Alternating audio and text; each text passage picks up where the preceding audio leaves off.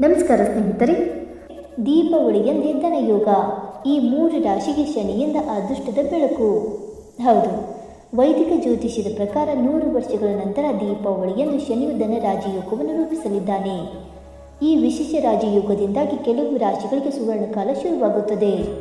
ಶನಿಯು ಈ ರಾಶಿಯವರಿಗೆ ವೃತ್ತಿ ಮತ್ತು ವ್ಯವಹಾರದಲ್ಲಿ ಪ್ರಗತಿಯನ್ನು ತರುತ್ತಾನೆ. ಆ ಲಕ್ಕಿ ರಾಶಿಗಳು ಯಾವುವೆಂದು ತಿಳಿಯೋಣ.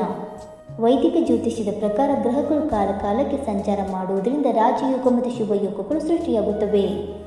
ಈ ವರ್ಷ ದೀಪಾವಳಿಯನ್ನು ಅಕ್ಟೋಬರ್ 20ರಂದು ಆಚರಿಸಲಾಗುತ್ತದೆ. ಈ ದಿನ ಶನಿದೇವ ಇತರ ಗ್ರಹಗಳೊಂದಿಗೆ ಸಂಯೋಗ ಹೊಂದುವುದರಿಂದ ಧನ ರಾಜಯೋಗವನ್ನು ರೂಪಿಸುತ್ತಿದ್ದಾನೆ. ಪರಿಣಾಮವಾಗಿ ಈ ರಾಜಯೋಗವು ಕೆಲವು ರಾಶಿಯವರಿಗೆ ಒಳ್ಳೆಯ ಸಮಯವನ್ನು ತರಬಹುದು.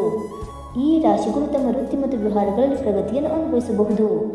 ಆ ರಾಶಿಗಳು ಯಾವುವೆಂದು ತಿಳಿದುಕೊಳ್ಳೋಣ ಬನ್ನಿ ಸ್ನೇಹಿತರೆ. ಅದಕ್ಕೂ ಮುಂಚೆ ನೀವು ನಮ್ಮ ಚಾನಲ್ಗೆ ಸಬ್ಸ್ಕ್ರೈಬ್ ಮಾಡದೆ ನೋಡ್ತಾ ಇದ್ದರೆ ದಯವಿಟ್ಟು ನಮ್ಮ ಚಾನಲ್ಗೆ ಸಬ್ಸ್ಕ್ರೈಬ್ ಮಾಡಿಕೊಳ್ಳಿ ಸ್ನೇಹಿತರೆ. ಹಾಗೆ ನೀವು ಕೂಡ ಶನಿದೇವನ ಭಕ್ತರಾಗಿದ್ದರೆ ವಿಡಿಯೋಗೊಂದು ತಪ್ಪದೆ ಲೈಕ್ ಕೊಟ್ಟು ಓಂ ಶನಿದೇವಾಯ ನಮಃ ಎಂದು ಕಮೆಂಟ್ ಮಾಡಿ. ಮೊದಲನೇದಾಗಿ ವೃಷಭ ರಾಶಿ. ಧನರಾಜಯೋಗದ ರಚನೆಯು ವೃಷಭ ರಾಶಿಯ ಜನರಿಗೆ ತುಂಬ ಪ್ರಯೋಜನಕಾರಿಯಾಗಬಹುದು.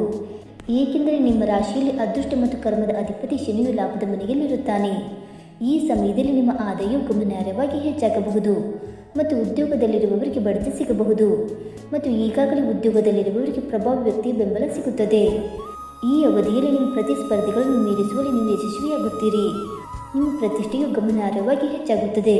ನಿಮ್ಮ ಆದಾಯವು ಗಮನಾರ್ಹವಾಗಿ ಹೆಚ್ಚಾಗಬಹುದು.